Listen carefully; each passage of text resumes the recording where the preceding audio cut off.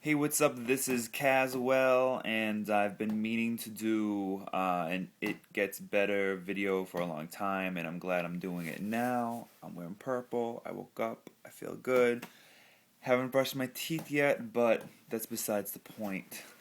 I do want gay, lesbian, transgender, freaky youth to know that it does get better, but it doesn't get better just because you're out of high school. Things start to get better when you start to have a strong sense of self and love for yourself. Because when you're in any situation, adult or in high school, and you're insecure about who you are, people pick up on that and bullies pick up on that, and that's one of the reasons that you get bullied.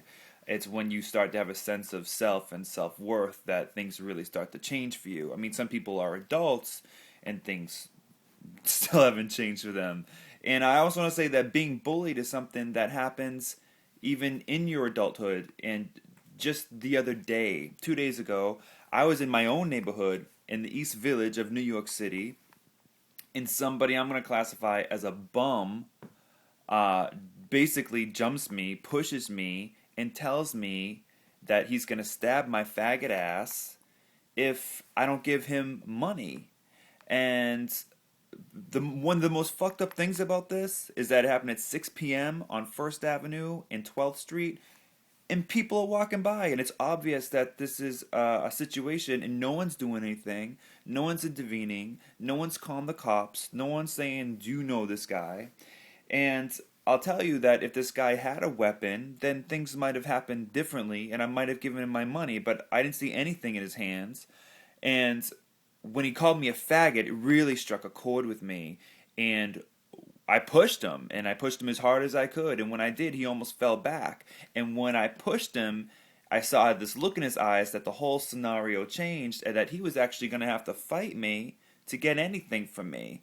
And at that point, he couldn't do anything but stand there and call me a faggot, and I like to suck dick and fuck guys, which is all true.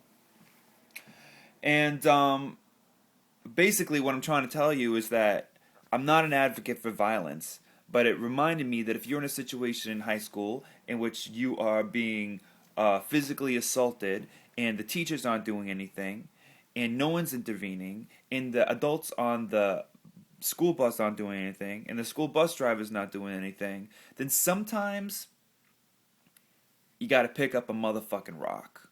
Sometimes you have to say enough is enough. Sometimes you have to go off like a fucking car alarm and let them know that you're not going to tolerate it. Because I truly believe I don't know anything but being a gay guy. I don't know what it's like being a lesbian or a bisexual or transgender in high school. So I can't speak for anybody for myself. I really can't. But I can say that I truly believe one of the reasons that gay men are pushed around and bullied is because they're seen as sissies, and they're seen as guys that will not react when they are being pushed down, and that will run away or cry or take it because they're gay guys, and therefore they're easy targets. I'm not saying that lesbians and transgenders and queers and freaks aren't, but all I know is myself. And I'm telling you, there has to come a time that you have to say enough is enough and do something about it. And I recommend standing up for yourself when it gets to that point. I mean, if someone has a weapon, don't go for it.